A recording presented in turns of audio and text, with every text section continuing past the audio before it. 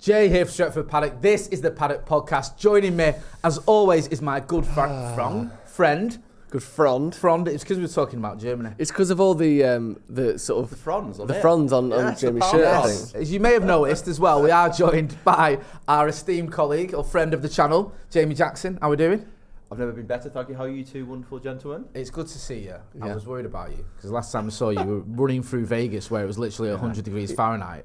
And I thought... Keeps me honest. What was this? You going for a jog? I go running every day, so I went... Regardless of the fact it's an inferno, I'm still going running. And out of the sort of the heat and haze of the strip, you appeared like a mirage, and it gave me an excuse to stop basically. I'm breathing because I was a little bit puffing and panting. It was a little bit hot, wasn't it, that day? You did well, you couldn't believe it. I love running, but I thought Vegas no chance. That's just off the radar. It's not happening. But you got stuck in. We are going to be talking about all the latest Manchester United transfer news. We're going to talk about left backs. We're going to talk about the never-ending saga of Sophie and Amrabat. Make sure you are getting involved in the comments. Any questions you've got for Jamie as well, stick them in there, and we'll put them to him even. Sorry.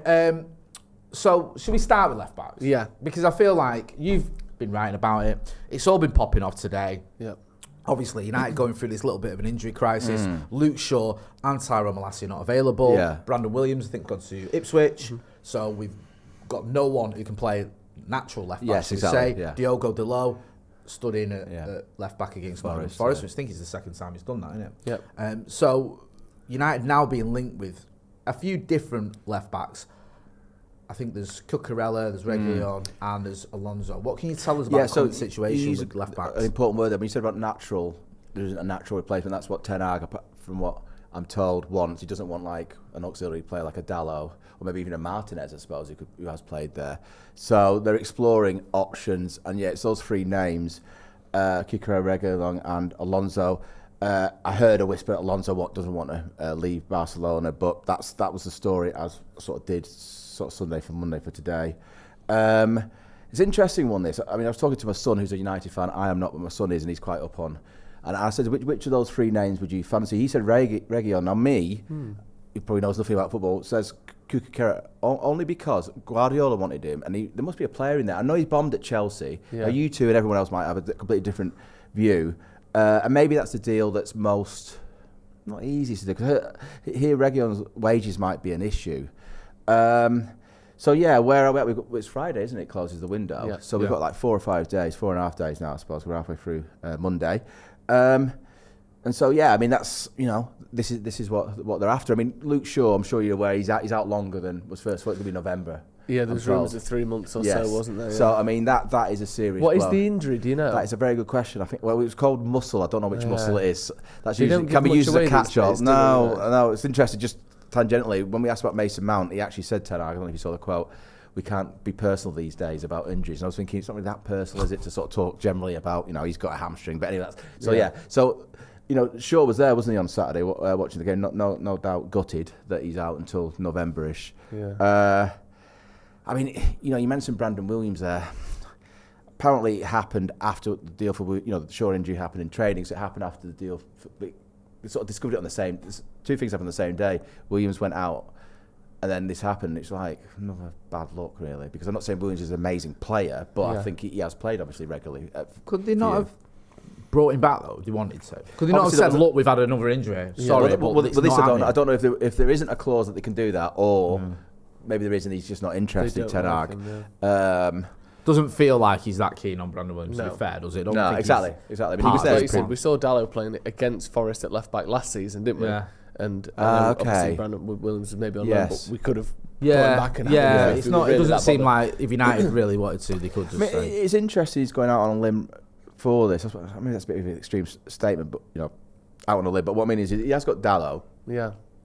Who, in my opinion, he could do a job there, but obviously he doesn't want a player who can do a job. Maybe he wants someone who's like a specialist who can actually help the team be better, which is great. But what I'm getting at is, it's a weighing up thing, isn't it? Because you will get Shaw back, obviously, and last year, within 2 or 3 months. I know it's a long time, but maybe that money or that sort of energy should be going towards a midfielder, dare I say it? Yeah. You know what I mean? So what is the situation with Malacia then? Is that is this the same expectation? Yeah, it might be not quite as long, but it's still a long time.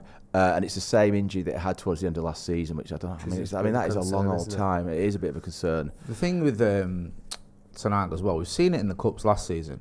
He does like to play strong teams when he can. Like, he plays like, the reason we went far in a lot of those cup competitions, well, in all of them really, is because he would often play a strong team. So he doesn't like to just mix it up and go, well, I'll just chuck anyone in because it's the Carabao Cup, whatever. Yes. So you're thinking when, with the Champions League coming and the cup competition starting, maybe he's looking at it going, look, I need players in every department. I need more than just one option because... I think he definitely is. I think... I'm going to say this. I think he was more impressed with the transfer... action as the summer went on, Ten Hag from the club. I don't think he was particularly keen on, this Harry Kane thing. I think is really, really, So what I'm trying to say is, he is someone who is determined to try and get the most out of the club in terms of the players that he can acquire, and I think that's what you're seeing here. So that's because that's what I'm saying about the Dalot thing. Rather than just going, okay, all right, we've got Dalot, that will do. I think he's sort of so intent on, living or dying by his plan, his players. His team playing how he would want it. That he's going all out for the players that he can get for this. It just feels a little bit. I'm sorry to say this because I've said it so many times to you two, Jen. It just feels a little bit like we're here again with United, sort of a little bit of a half job. It's not Ten Hag's fault. It's it's not his fault. We all know whose fault it is. It's the owners, and it's sort of, how can I say it? Sort of like not really bothered way of owning the club. Yeah. So we've entered the final week. Desperation mode from United again, haven't we? Where it's like, sign Casemiro. No, we've already got him in the club. Sign him again. Yeah, we just get to that point where we just got to do something. Yeah. Something bad's happened, whether it be off the field, like these injuries, or on the field, and we've got to act in a panic fashion every year. I completely agree with what you're saying, and I agree with what you're saying, and I absolutely despise the ownership, and I think there were shambles. Is there not a little bit of... We have been unfortunate to lose 2 left backs. Yeah, definitely. And this is actually what a grown-up club should be doing. But if you lose your 2 left backs, you go, okay, we should bring in another left back. The window's still open. There's decent left backs out there who have had good seasons in the Premier League, who we can get on loan. So let's go out and do this. This, whilst I understand completely what we're both saying, this to me actually is the club maybe doing the right thing, where you go, we've lost 2 left backs for months. We didn't expect that. We didn't manage for it. Rather than just go in, let's shove a right back there, or like you say, Jay, put left back, put Martinez even there, which worries me because I like him in the middle of the defence, and I think you're losing something there. So we'll go out and we'll go and get a natural left. Yeah, it is. I'm interested to know what you two think. Who would you, out of those 3 names, who would you want? Should we go through them all and sort of strengths and weaknesses a little bit? I think we start with Cucurella, like you mentioned. He would be my choice. Yes. Yeah. Just because I've seen him play very well for Brighton. Exactly. And I know he was terrible for Chelsea, but sort of everyone was terrible for Chelsea. Good point. And I don't think he's a top player, but I think as a backup, as a cover, he'd be okay.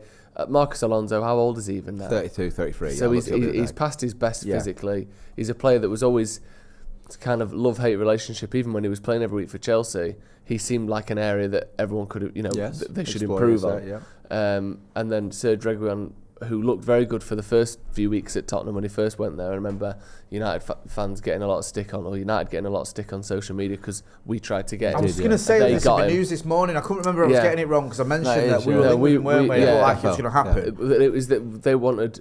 In Madrid, they wanted a sell-on clause or a buy-back clause, didn't they? That's that right. United weren't willing to meet, and Tottenham were. I mean, he's not been very good for them. So, of those 3 options, I would personally pick Cucurella just because he was good for Brighton and he knows how to play sort of high pressing football, so maybe that would work. But I agree. I think you make a good point there. I thought at Brighton he was very good. He had a very good game against us, didn't he, at their ground. You mentioned earlier Pep Guardiola wanted him. I know can't always base our transfer decisions on that. Pep Guardiola wanted Sanchez at one point. And also Fred and Maguire, but I think the difference being Ten Hag's a good coach, so I think those players I just mentioned, I mean, I know Ten Hag's got Maguire now, and he's let Fred go, but what I'm trying to say is, Maguire went there to, like Solskjaer, sort of harem scarum team. They're not benefiting from the best coaches, Sanchez, etc. I don't know. It's difficult to remember it exactly. I think at one point Cucurella was thought of as like the business, wasn't he? Yeah, I don't know that can happen, flash in the pan or whatever, but he looked pretty decent. Mini bidding war, weren't there, with Chelsea and City, where City looked like he was a done deal. I think for 50 odd million or whatever it was. And then Chelsea came in, and then Brighton were waiting for City to come back in because obviously they were about to sign him, and it was like another 5 million or whatever getting there. City, obviously, I think you've spoken about this last time you were on the podcast, or certainly in the past you have. City do, despite the fact they spend a lot of money, they do have their limits. Yeah, they do. They do walk away from deals, don't they? They did it with Maguire, Van Dijk, where they'll go, no, we're not going to go over this amount. So they walked away. Chelsea bought him. And it is difficult to judge, to be too harsh on a player for last season at Chelsea because it was such a shambles. Who would you look at and go, what a player, based on last season alone? You can. And I've been critical of Cucurella last season. I watched him a few times at Chelsea and he was terrible. But then, by the same token, Mount didn't have a great season at Chelsea last season. No one did. No one really did. Sterling looks better this season than he did all last season already. So it just felt like it was a sort of United under Ralph Rangnick season where a lot of good players had bad seasons. I'm with you. I'd have Cucurella for all the reasons you said. I'm not a fan of Alonso on or off the pitch. I think he's a pretty distasteful character, and he's past it. And he wasn't for me that great anyway. When he was in his pomp, he was a bit of a liability defensively. Reguilón, he's all right. I mean. I don't know. There's nothing there that you go, well, he's had a really good spell. Standard left back in him. Whereas Cucurella, I think, at least has shown what he's shown at Brighton was very good. It's just, obviously, you can't ignore what happened at Chelsea. But that's kind of why he's available, right? Do you know what I mean? So you might revive. Exactly, you might revive. Who is going to be available on loan? Exactly. Do you know what I mean?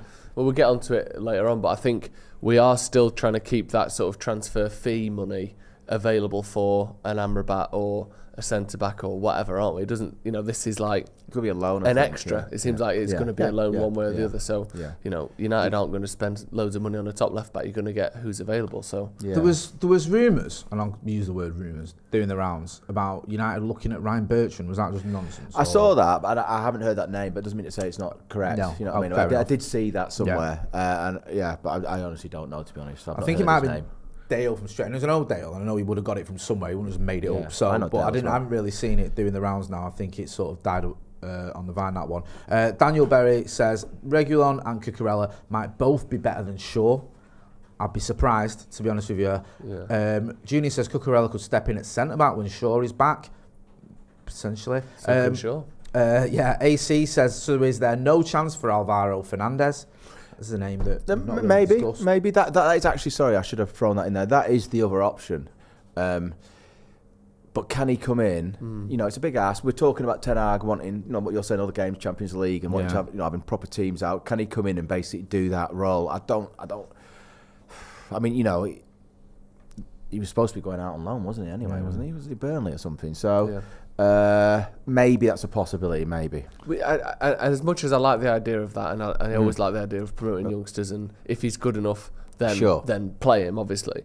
But Ten Hag sees him every week, and you've got to think what the expectation is for this season, because this isn't like these 2 months. If United are subpar and aren't at the standard that we would be with Luke Shaw, that could be the end of the season. Snooker, we can be 9 points, 10 points off City already. Not that I expect to win the league, but that even just the faint dream of that could be over. We could be out of the FA Cup. We could be, actually not the FA Cup, out of the League Cup. Yeah. Who knows how the start of the Champions League will have gone? Like, it could be a disastrous 2 months, 3 months. Yeah. So you can't just go, well, whoever's in the club, put them on the left back, because if it's wrong, you can be miles off by the end of it. We need someone that can play almost as well as Luke Shaw, really. Yeah. Because even with Luke Shaw, we wouldn't have been favourites for the Champions League or the Premier League. Yeah. So, you're essentially saying top four is going to be a bit of a, toss of a coin.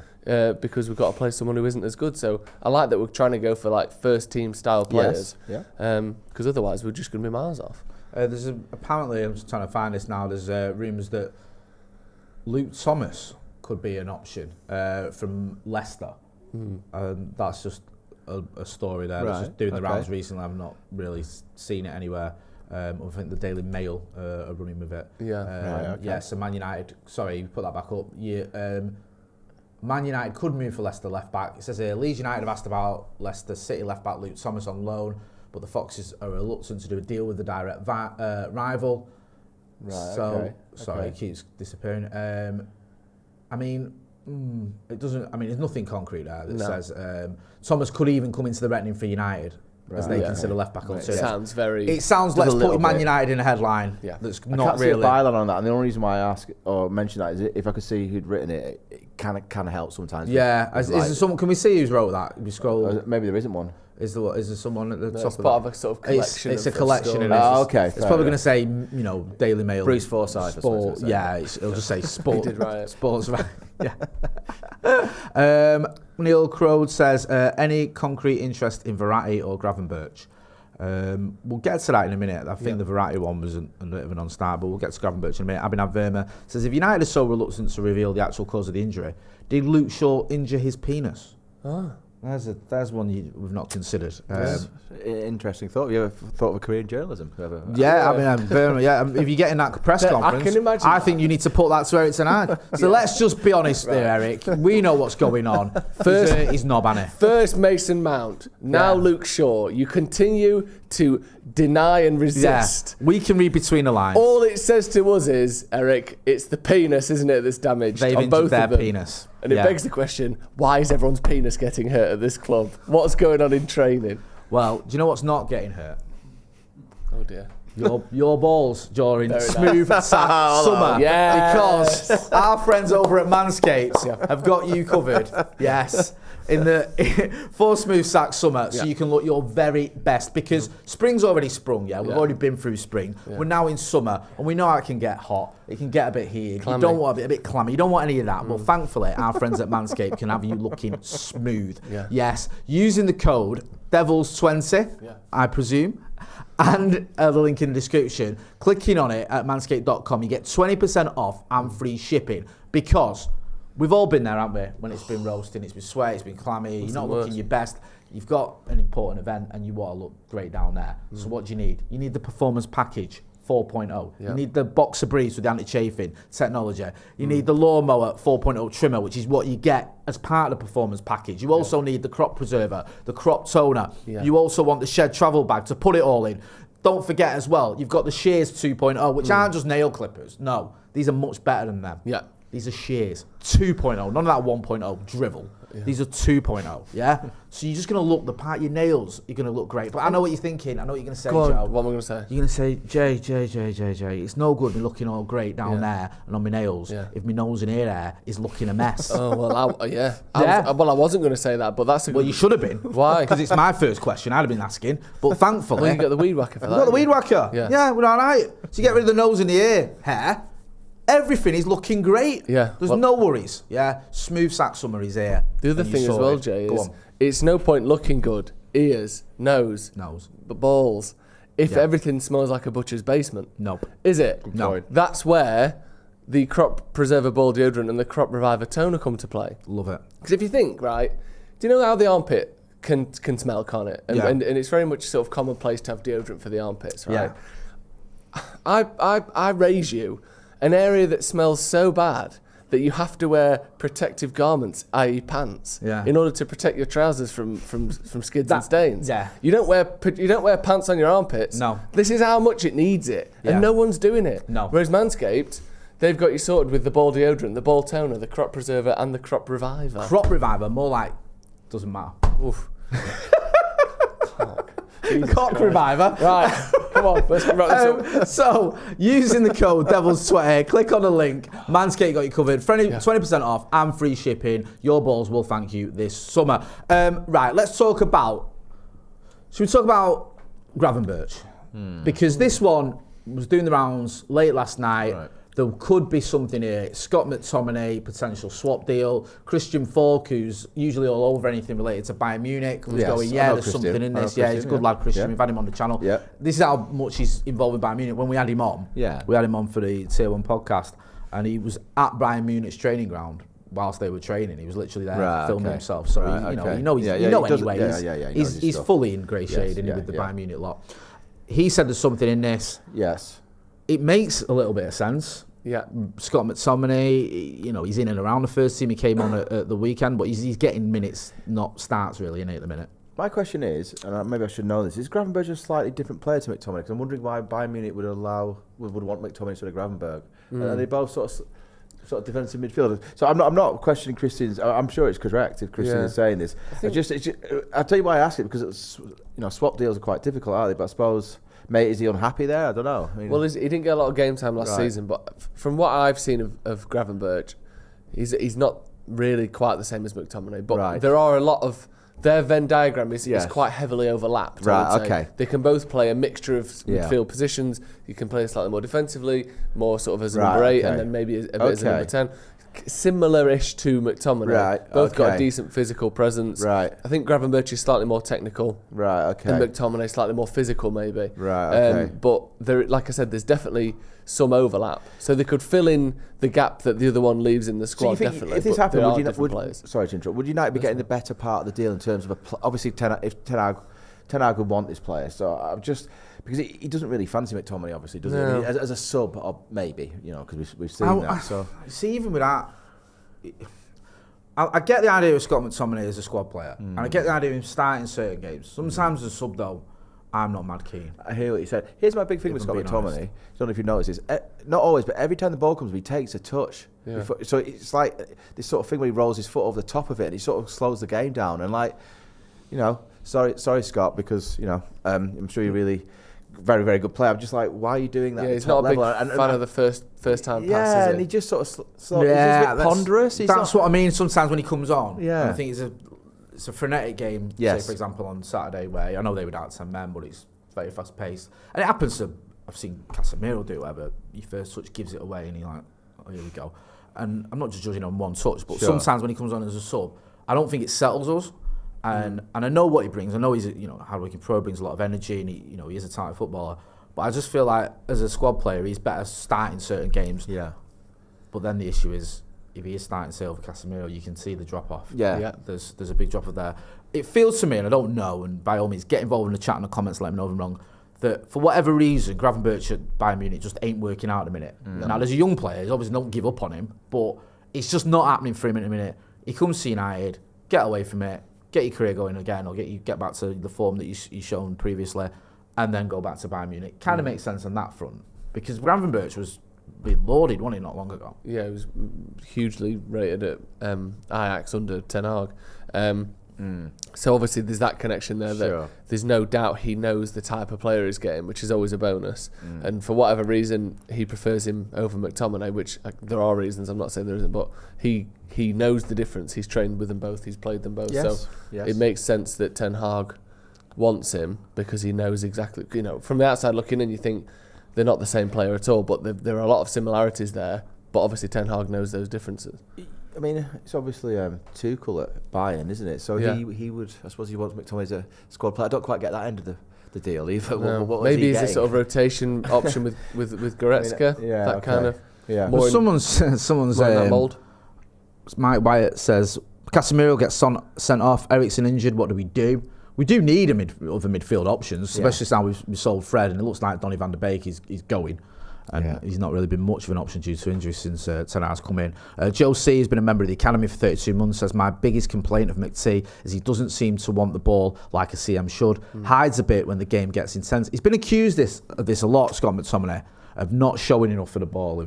There's all these screenshots, and I hate screenshots because you can't tell the context of him being behind the opposition player when the ball's about to be played. It's like he's not showing for it. Again, I don't think that tells a full story. I think it's less this idea of him hiding, as though he is this active story, this active participant in, I don't want the ball. I think it's more his positional instinct isn't great, and that he becomes difficult to pass to. I think he wants the ball, but I don't think he knows where to go to get it. I don't think it's like, the game's getting too much for him, I'm just going to shy away and let everyone else deal with it. I think in his head, he's trying to get the ball. Oh, there's a man in the way, right, let me try again, there's a man in the way.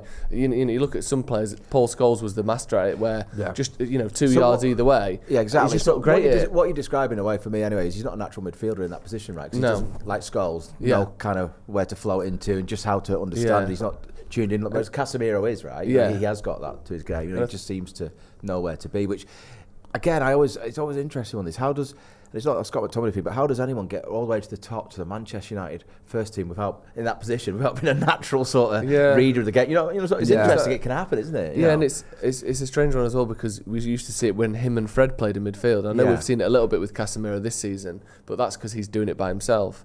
Where even with Fred and McTominay both playing, because they don't have that positional kind of discipline and just natural feeling of where to be on the pitch, there would be these huge gaps in midfield, even though we're playing with two defensive midfielders. I just think positionally he's probably his weakest point.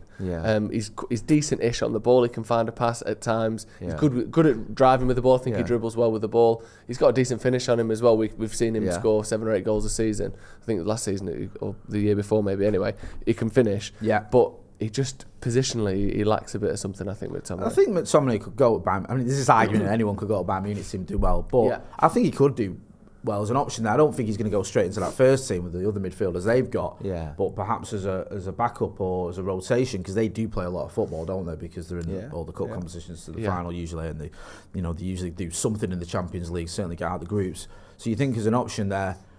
And I do think that the Premier League is a much higher standard than the German League as well. I don't think there's anything sort of controversial about that opinion. I think if you can play a lot of games in the Premier League and do a decent job, you can certainly do that for Bayern Munich in the Bundesliga. Ten Hag basically said it in a way about Sancho the other day. He said levels of league. Why is it taking so long for him to adapt from Dortmund? Obviously, in the Bundesliga, and he said, well, it's a step up basically. This league. I think it just is. It is. I mean, like you say, there's Dortmund, there's Bayern Munich, there's one or two other good teams, really good teams. In the Premier League, I think you've got a lot of good teams. Even teams that are finishing around mid-table, knocking around mid-table, tends to have a real lot of quality there. And we've seen it in the past. West Ham finished 14th. I know you can argue it's only the Europa Conference, but they're a good team. Do you know what I mean? And they were finishing sort of below mid-table. So get involved in the comments in the chat and let us know what you think. Do you want to see Scott McTominay go? Do you want to see Gravenberch come in?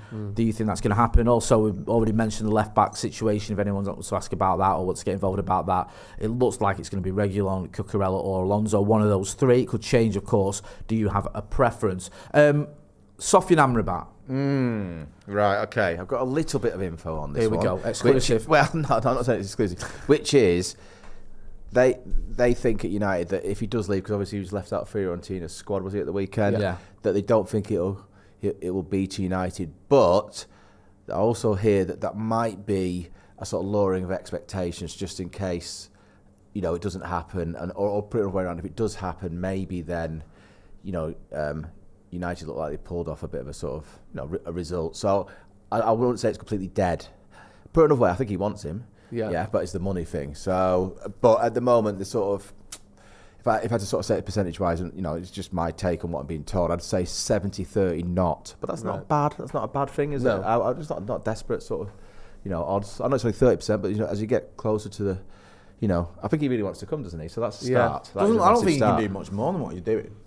He's basically down tools, hasn't he? And said, they've said to him, your ad's not in it. Well, he's going to go about 25-30. Sounds quite good. I mean, I don't know a lot about him, but like you say, Erik wants him. It's another midfielder. We certainly could do with someone in that position. It just seems a bit weird because they're sort of saying, from the rumours and reports we were hearing, it was like Fiorentina was saying, well, go on, you need to make it happen. He can't make United buy him. No. Like, he can say he wants to go, and he can put himself in the shop window and say, like, look, I'd love to go United, or just make it clear that he's up for a move. But he can't make that happen. It's up to Manchester United to come in with an offer, or there were suggestions that maybe even a loan. See, if you got him in, it's going to sound a bit silly maybe, but and then if you got, say, Cucurella, I would say then, almost sort of, not the Cucurella thing because you have to do that, but if you get him in, it's almost like transform a little bit your market from a sort of, I'm not too sure about, to quite a decent one. You know what I mean? Maybe you think it's decent already, but my issue is, nothing against him, is Mount. I just think that money could have been spent elsewhere. And so I think that was a little bit of a wrong turn. So just on the this, we've obviously got this left back situation now that's unfolding with the Luke Shaw. How do you think, or does the left back loan situation affect United's pursuit of a central midfielder? Does that change things? I don't think so, materially, because I don't think it was, if you didn't need to go for Cucurella, you'd have got Amrabat more. From what I'm told, I think it's still kind of as I characterised it, I don't think that this is getting in the way of it. Right. The Cucurella thing, or whoever it might be. Yeah. I just think there's a bit of a lack of cash. And I think the Maguire thing's still bubbling away, isn't it? Now if they get rid of him, because there were reports again of West Ham coming back in, and that's why I brought it back up again. But the thing is with that is the information has always been that if they get rid of him, it won't be like, say, I know he's not fit, but if Luke Shaw was fit, he will play as if you need another centre back. He wants again another replacement. So I don't. But you have sold Fred, right? Yeah. So there's a bit of money there. So I would guess. I don't know, because the other thing is, if they get rid of Maguire now, if he does want a replacement, which he does, who does he bring in? I mean, because in the same situation as the left back thing, but so less time. You're looking round. Yeah, who is it? Tadibo was one mentioned, wasn't he? And then there's been a couple of others, but Tadibo seems to be the main. Yeah. So I think Amrabat's an interesting one. I think as he gets closer to the deadline, which we are closing in on it, I think there might be some movement on that. I'm not saying you definitely get him, but it's not a complete sort of. Yeah. So anyway, I don't think the left back's going to affect that, one way or another. No. Interesting, isn't it, that United are in this position where obviously the left back thing, like we said before, is slightly forced upon us, but also we're sort of scrambling again with a week to go based on a lack of being able to sell players again. That seems to be the real Achilles heel for United, doesn't it? Yeah, and to be fair to the club stroke Ten Hag, maybe not so much the club but Ten Hag, if you're finally going to sort out this, what you just mentioned, this situation where you've got players you can't get rid of, it's going to take a bit of time, isn't it? You know what I mean? To churn them out, to turn them over. We're now in the second summer and he's starting to do it. Maguire is a big emblem of that because of the wages thing. And the reason why it's difficult to sell them, obviously, is because they weren't probably good enough for United in the first place. But also the wages. So what I'm trying to say is maybe, just maybe, this will be the last time, last summer we discussed that oh gosh, scrambling around and we can't get rid of these players, because I think he started to do it, hasn't he? Yeah. I am concerned about Mason Mount. I mean, I don't know. Pre-season's a very bad judge, but pre-season he was kind of nowhere-ish. He did the odd good thing, and then I know he's injured now, but what I was looking at in I don't know what you think in the sort of three games. I think United 2 games he played, right? Okay, because he was injured for the last one. Sorry, yeah. I was just thinking, it still isn't happening for only 2 games, but that 60 million plus wages, I just think could have gone on another striker just to help Hojlund. Hojlund's still your sort of, your star signing, but they accept he's got a lot of work to, So why didn't they just bring in another sort of recognised guy? You mentioned Harry Kane before, and about how Ten Hag thought the second part of the window has been better than the early part. Is that because he really wanted Kane and just wasn't able to get him? Yeah, in a nutshell, yeah. And I think, as I understand it, I don't know.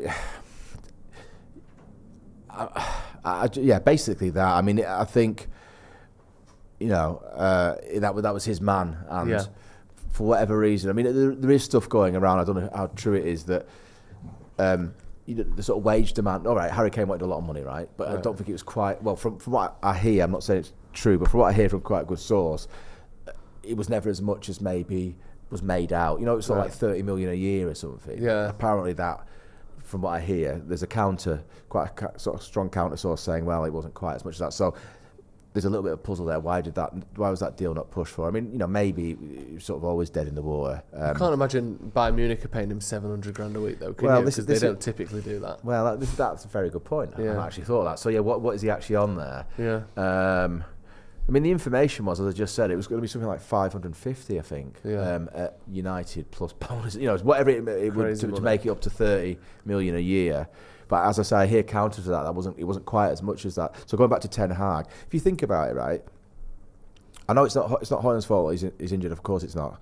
So don't get me wrong. But he went into the summer wanting Harry Kane. The club were behind that. Yeah, we're going to try and get Harry Kane for you. And he's ended up with a striker who they all accept is potential. And he's injured, and that, as I say, the injury part is not his fault. But it's not great, is it? You know what I mean? If that's your big plan, and you've sort of ended up with and that, you remember, I just wonder. Maybe it's time just to touch on Mason Greenwood. I just wonder if, because there was stuff at the start of the summer saying he wanted 2 strikers, right? He wanted an elite guy, Harry Kane, and another, and maybe what happened was, there was a feeling that maybe he was going to get Mason Greenwood, who'd be your elite guy, and that's why Hojlund came in as a sort of, the sort of rough diamond or potential, whatever you want to call it. And I don't know that for sure. It's just just a theory I'm sort of floating there, because there does seem to be a U-turn on the Greenwood situation. Well, just on that then, obviously, I think we saw Adam Crafton getting a lot of sort of praise and credit for the investigation that they did. And rightly so. And rightly so, of course. But also I think you deserve some credit for the work that you did on the sort of revealing how United were going to go to different sections of the club, different people, and sort of explain their decision, but also listen to their opinions and these different things. I mean, that story was quite big. It seemed in the narrative starting to change on the situation. I mean, I am told that so the story I did, was it 2 or 3 weeks ago now? It was just before the England women were going to play, I think, either the semi-final, but the story was basically kind of how you characterise it. United were going to consult, as in discuss with all the different stakeholders. So it's the commercial side, the sponsors, big blue chip sponsors,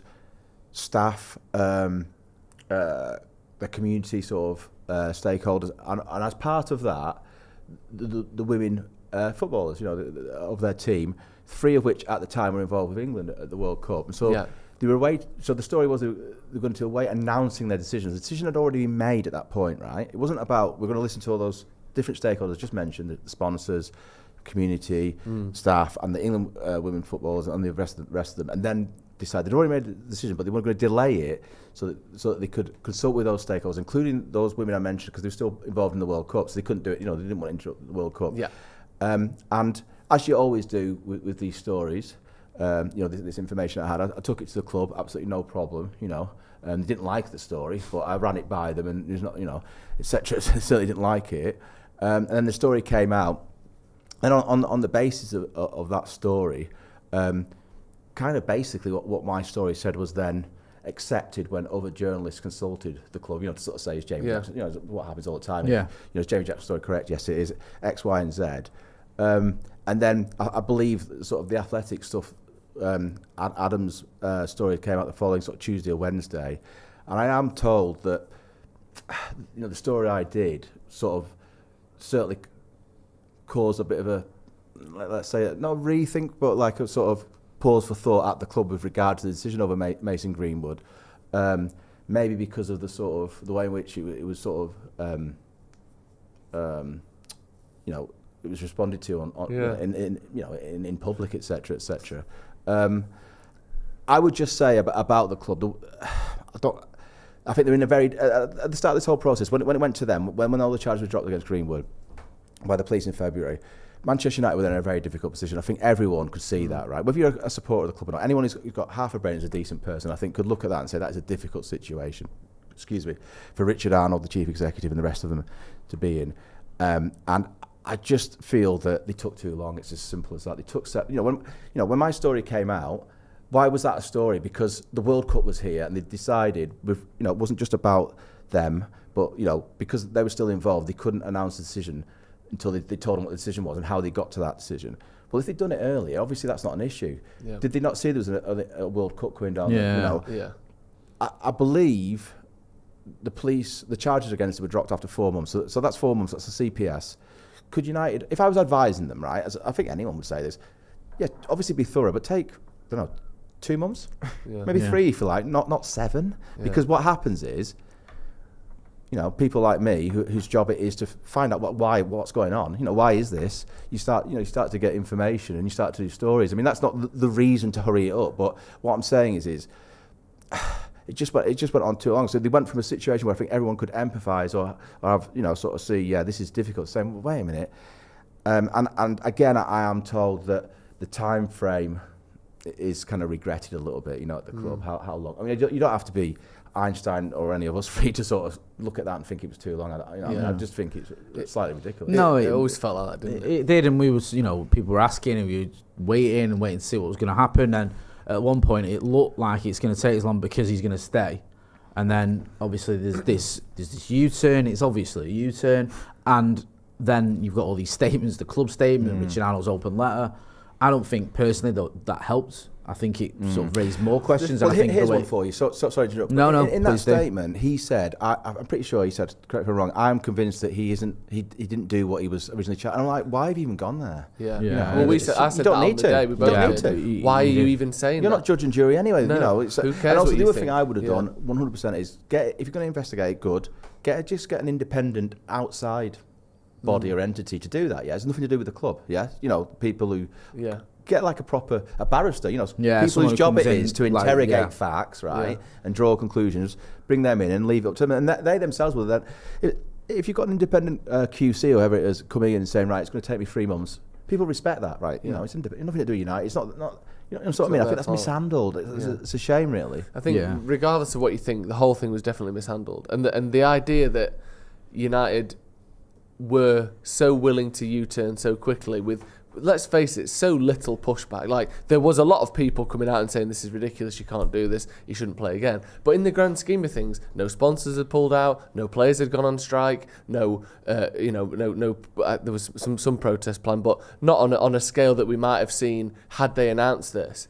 What did they expect? Everyone to go, yeah, that's fine, you can come back, no one's bothered, everyone's happy with that. Like, the scale of the pushback was well within what you would expect from this decision. And then they still made a U-turn. That's the thing that I don't understand. Did they think no one would care? No one would have an opinion on it? Like, just the whole thing, like you said, the way United handled it, regardless of what you think of the decision, was just shambolic, really, start to finish, wasn't it? I mean, this time frame thing, I was staggered. It just took so long. It just went on and on and on. But what are you actually, I understand it takes a little bit of time, don't get me wrong, but 7 months? Yeah. And also when you see it written out there in black and white, the plans and how they knew some people would be hostile, I think was what Adam said in his article, there was going to be people hostile, they were going to have to manage this. Interesting. You just look at it, this is terrible. But it's just what is going on. Think how this world works. Everything gets leaked. Every transfer, every detail, every wage, every this, every that. Why are you writing words like hostile? Why not use non-receptive or whatever, or we need to work on this, or something like? Surely you just expect everything is going to get leaked. Every text, every email, everything. Why would you not? Like, they're just thick. Man United don't leak. No, we've never leaked. No, honestly, what only are you the on roof about? leaks at United. We are like a well-oiled, secretive machine. You only find out things when they release the press release. That's where I get my information from, underneath the roof. Yeah, you're just waiting. You could do. Yeah, you could do. At Old Trafford. All the USB drive and all the information drips straight in. Hey, they can certainly fit in those holes. The goalkeeping situation, I don't think we've spoken about that. Dean Henderson is gone. What's happening? So say again? Dean Henderson's gone, hasn't he, to Crystal Palace? Yes. This other gentleman's coming in, right? Bayandé, is it? Yeah, Bayandé is coming in. I think so. Looks like that's almost done. It does feel that. Yeah. I mean, he wants 3 goalkeepers, doesn't he? He does, yeah. He was never going to sell Dean Henderson and not bring in another goalkeeper. We saw it last season when we had Martin Dubravka for a bit, came in, and then Jack Butland. He always wanted that third goalkeeper, and it's the same now. Dean Henderson, I think personally, Dean Henderson burnt his bridges at United as soon as he gave that interview where he just slagged off the club, and I don't think he ever had any chance of being a United player. I don't care if you play for the Dog or Duck or Manchester United. If you slate your sort of team, it's not good. It was everything, wasn't it? He slated the team, the club. Said he basically hates us. It was like, I can't. That's the way to get fans on side, isn't it? I remember when he got asked, "Would you love to play against?" He said United, but I can't. I was like, why are you saying these words? Misguided. Yeah, I think it was, and it's a shame because I quite liked Dean Henderson for a while. I thought he was a good goalkeeper, and I think he was a bit unlucky when he got COVID at a time when he probably could have got a chance under Ole Gunnar Solskjaer. He's been a bit unlucky career-wise, hasn't he? Obviously, that wasn't bad luck. That was just bad, a bad idea from him. But he could feasibly have been starting that second season as Solskjaer's first choice, because he ended it as Solskjaer's first choice. Then he goes to Forest and gets injured there. Then that move never materialises fully. So he's had a few stumbling blocks. Hasn't he? It's like you say, Jack. At one point, I quite liked the fact he had a bit of a personality, right? Yeah. But then when you see where that personality can take you think, maybe it's not quite. It's a catch-22 for a goalkeeper. You know, other than maybe Edwin van der Sar, I suppose it's David De Gea, but a lot of goalkeepers are are a bit off the Reds. Vociferous, yeah, quite loud. Yeah. Schmeichel was. Yes. Onana is. Yes. Like Bartes. And sometimes you need a bit of that in you to be able to stand in goal for Manchester United. Yes. It's probably the most pressurised position. I think Gary Neville said. I think he's right. The most pressurised position in world football is being in goal for Manchester United. So you do want them to have a bit of swagger and a bit of like I don't care sort of thing. 100%. But you've got to have a bit more about you than just start slagging off your club and just acting like you're fuming that you're not first choice. After you got, you weren't well. It's not Ole Gunnar Solskjaer's fault he couldn't use you because you were ill. So yeah, it was a bit of a weird one with Dean Henderson and what went on there. But I wish him well. I don't know if he'll get a good reception when he comes back at Crystal Palace. I don't know. It was a bit of a funny one for Elanga. He got a sort of fairly warm one, but he's harmless in Elanga. Do you know what I mean? It was never anything where you go, Elanga took the mick out. Do United fans generally give good reception to players who've been really good for you? You've done the business, and then come back, and they just been moved on because they're no longer. You know what I mean? Is it generally? Usually, usually. Yeah. I don't know if they didn't. Sometimes get an announcement, like they'll announce like Danny Welbeck coming back, lifelong, or Johnny Evans, whatever. Ronaldo's was weird when he came back with Real Madrid because he came back, he got an announcement, obviously. Then Nani got sent off. He scored. Some people were clapping. I was like, "Oh no, I'm not. What are you doing? That is minging. We're getting knocked out of the Champions League, you absolute whoppers." Yeah. I drew the line, and he sort of didn't celebrate. He made up for that though when he was at Juve, didn't he?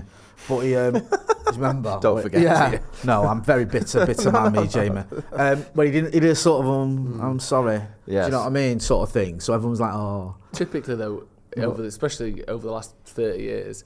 If you leave United, it's because we wanted you to leave. Exactly. Yeah. So there's not usually that like, you fucked us over. Yes. Yeah. Even Ronaldo, who we didn't want to leave, at least he went to another country and wasn't scoring against us week in, week out. Became this like absence makes the heart grow fonder thing with him. Yeah. But if you were, let's say Rooney had gone to Chelsea, that wouldn't have been like that. I think with Ronaldo there was like, we still want him to come back one day, so let's be nice to him. Even before, so I know how it ended with Ronaldo. Before he came back, was Cantona still loved more than Ronaldo? Is that a silly question? Yeah. I think the thing with Erik is he's just. I think he's probably the most loved Manchester United player. That's why I brought him. Perfect. We talk about this all the time. How it's perfect. Like there is name any sport, and I always say it. Name any athlete, any sportsman, anyone who had such a unfaltering period of success. I know obviously the ban, but even that was part of his challenge. I like that. I know it cost us a league, but I'm glad. But every season he played, every full season he played for like 7 years in a row, including Leeds, he won the league. And then he retired at 31, or 32, at top of his game, never came back, never did this, never lost his rep, never stopped being cool. He just went out as the best player at United. Class. And maybe not at his best, and then just went. And never ruined it. There are so few people where we never saw, Michael Jordan at the Wizards with Cantona. We never saw him struggling 4 goals a season at Wimbledon or whatever. Probably even on the telly. Being a pundit, saying things you don't like, or sat in the dugout for Coventry, getting relegated into League 2. Ken Loach did a film about him. How cool is that? Looking for Erik, that was great, and it was about him. That's what I mean. Do you know what I mean? And it's loads of United fans in it. For Erik, looking for Erik, and it's like that just adds to it because it was like even Liam Gallagher, who's a City fan, wanted him in his video, and he got. There's just so few athletes who go out truly at the top like that and never sully it or spoil it at all. Have you ever been back to Old Trafford at all to watch a game? You know what I mean? I don't know. I know he had his testimonial. Then was that he'd left by then when he came back from. I remember going out, but I don't. He's the thing with Erik as well is he's just such a one of a kind. He just does it. Remember he's doing like beach football for a bit, and then now he's acting. He doesn't give a what's it, does he? No, he just does what he likes. And then he was like one of the few that was like about the World Cup in Qatar. I'm not going. I don't agree with it. When he collected his award, was it the FIFA awards, whatever, or the Ballon d'Or awards, and he gave that speech. Do you know what I mean? Like you just think there's never been anyone like him in football. So in answer to your question, because we just love talking about Erik. We talk about it's not even comparable. I think there's a few players who like are revered at United. Erik, I'd say Robbo, probably. Where Bobby Charlton, obviously, where they're just untouchable. Like everyone loves him. They can't do any wrong. I don't quite think that with Ronaldo. I think the sort of the way he acted in that final season, the fact that Joe's right, he didn't go to Arsenal or the Scouts or whatever, but he didn't leave when we would have rather have kept him. And there is always that thing of he's a bit like he was never. Where does Rooney sit in all this? I'm not saying he's up there with all this. Is he? Do you love him? I do. Yeah, I do. I mean, he's doing his best with some of his comments to make me struggle with him.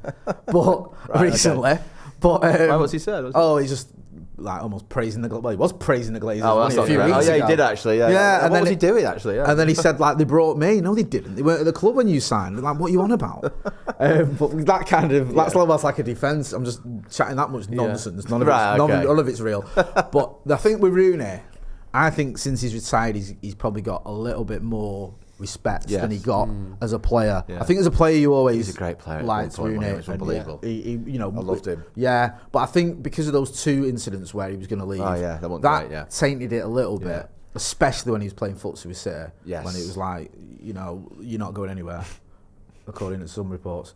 So that tainted it. But I think since he's retired and people go, look at what he did. Look at all the goals. Look at all the trophies. Look at all the strike partners that he helped by being a good sort of foil for him. His stock has almost risen despite the nonsense of what he's come out with recently. So, it's weird with United because you've got some players that are cult heroes, haven't you? That like Ji-Sung Park is one that everyone loves but you never say is... Because Solskjaer, despite him not being a great manager, is loved, right? Obviously. He's got to be any for the Champions League alone, right? It's a shame with Wally. He seems to genuinely love United as well. Yeah, you could see that in the interview he gave when he left. Yeah, that's true. Yeah, because I felt for him because he obviously was dying to make it work. Yeah. And it almost did. And I just wish he'd have got that one trophy.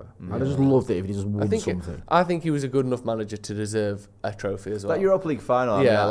We should have won that game. You're right, because finish third and second and get to 5 semi-finals and a final. Yeah. There's a trophy's worth of wins there, isn't there? Yeah, he's a good enough manager to have won a trophy. It's a shame that I think there was a bit of bad luck and there was obviously an element of the mentality to really push them over the edge in terms of winning it, which he was lacking a bit. But I still think he was good enough to have fluked, one final or one semi or whatever just to get that done. But that's the only thing I feel bad for really with Solskjaer. Before we wrap up, we do our Wally of the Week. Oh yeah. Jamie. Oh. This is quite self-explanatory. I don't know if you've been on the Monday one before. I think you have. Well, it's a Wally of the Week. Someone this past week who's been a bit of a Wally. Been a bit of a Wally. I mean, it's more than a Wally. Can you two go first? Yeah, of course you can. You can have a little thing and you can listen.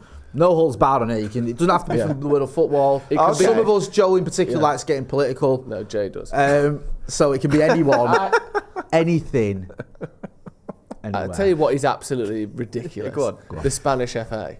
Yes, great call. What on earth are they doing? So to give a bit of context for anyone who's not sure what is going on here. The president, what is going on? Yeah, what is going on? The president of the Spanish FA, obviously, we've all seen it, kisses the Spanish player Hermosa, who clearly was in no position to consent or what. He grabbed her and kissed her by holding her head, clearly without her consent. Clearly on footage. I haven't even seen anyone argue otherwise, to be honest. Then they released a statement that was from her, which turned out to be fabricated, where she sort of said, "Oh, it was all right, it was all part of the fun." That wasn't true. She didn't even see it, let alone say it. Then she came out and said, "Not only is that fabricated, I'm pushing back against this. This was non-consensual, etc., etc." Then I think 50 or so Spanish of the women's team have said we're not going to play again while he's the president. And then we've seen a sort of a host of Spanish players, male players as well, saying, time's up. This isn't, you can't be doing this. And then, what seems like sort of an almost, unfortunately, well-trodden kind of path here would seemingly usually end in the president stepping down because, everyone's saying what you did was wrong, and instead he has gone, absolutely no chance, it was consensual, and the Spanish FA have now today not only backed him, but gone as far to as written to UEFA and said, we would like to be withdrawn from all UEFA competitions, which means that not only are they backing him, but they're willing to put Real Madrid, Barcelona, Atletico Madrid, Sevilla, etc., out of every European They're also suing the players, aren't they? They're also going to be suing the players for standing down. To play. I mean, you think Manchester United are a shambles, which we are. What on earth are you The Spanish doing? FA are literally going, hold my bear. I'm not sure I could top it's that. absolute carnage. The only thing I think is, and this is obviously a slightly twisted way to think of the situation, but is there part of the big Spanish teams that have they've been in a kind of battle with the UEFA for the last 2 or 3 years anyway over the Super League stuff, haven't they? Yeah. Right. I wonder if this is being used as a kind of a Trojan horse for that. A bit of a Trojan horse for the whole. Well, we'll go and start our own league then. We'll see about that. But my sceptical eye looks at it and thinks this is too big a reaction for what's gone on here. What do you think though? If you're like, I don't know, Jude Bellingham or whatever, and you say, we might not be in the Champions League because we're all dropping out because that bloke did what he did. And you're like, what? No, because he assaulted someone on. He assaulted someone, so now we're not going to play in the Champions League. Like what? That can't be a thing. It's just that is. They couldn't have. Insane. They literally couldn't have handled it. And the reports today as well is that Rubiales. His mum has gone on hunger strike. She's in a church in Spain, refusing to eat until her son is apologised to. It's something like a bloodthirsty hounding down of him or something. That was a quote or something. Yeah. I mean, what a situation that is. It is close to. I swear this is like we're 2 steps away from Gaza turning up with a chicken sandwich and a can of lager. Yeah, because he thought he went to school with him. Yeah, it's just absolutely lost. It's off its head. Every headline just gets more and more bizarre. His mum doing a hunger strike thing I thought that must be like The Onion or some sort of satirical. I know, same here. I was driving back. I thought that had to be I was like, joke. wow. I know. But it's not. Cheers. I wonder what he thinks of that. Oh, he'd love it. Do you reckon? Yeah. Because it's a bit like he's got all this toxic masculinity going on, and then it's like, oh, your mum's gone on hunger strike to try and help you out. You're like, what? Really? Mum? I can deal with this. What are you doing? You're making me look shit. Don't worry, son, I've got you. I'm in the church now and I'm not eating. No, Mum, please. It's a big call, but after you've gone, I think I can top this for one. Really? Oh, yes. Really? Right, okay, I'm going to go for a tap-in and just go. And I don't want to single anyone out because they're all rubbish. Pundits. Oh, yeah. But, no, do you know what? Go do it. Single them out. I don't know. Do you know what, Jay? And it's going to be me, is it? No, it's not you. Don't hate me. Enough, don't hate me. Tap-in. Don't hate me, bro. I was going to go. I was tempted to go Nottingham Forest for.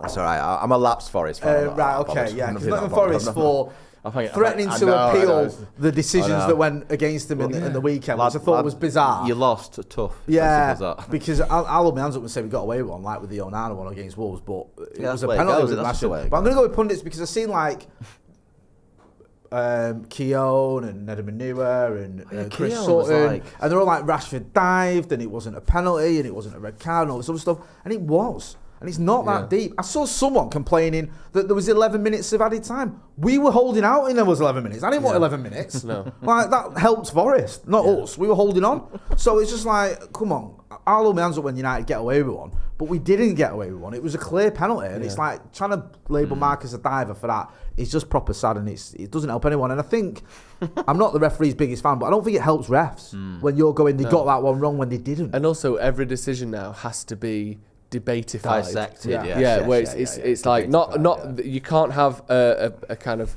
a 4-person pundit squad all agreeing on a decision.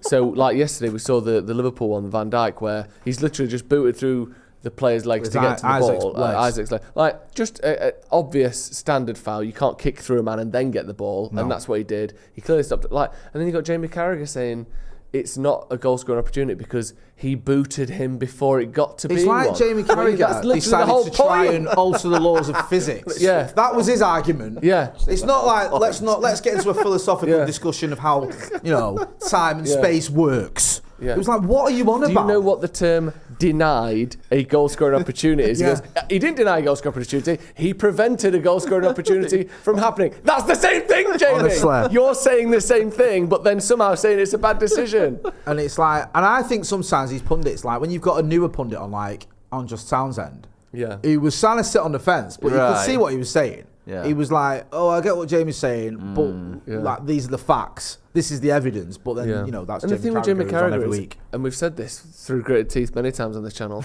I actually think he's a good pundit. I think he sees a lot of things and puts them across quite well most of the time. I know him a little bit on a personal level.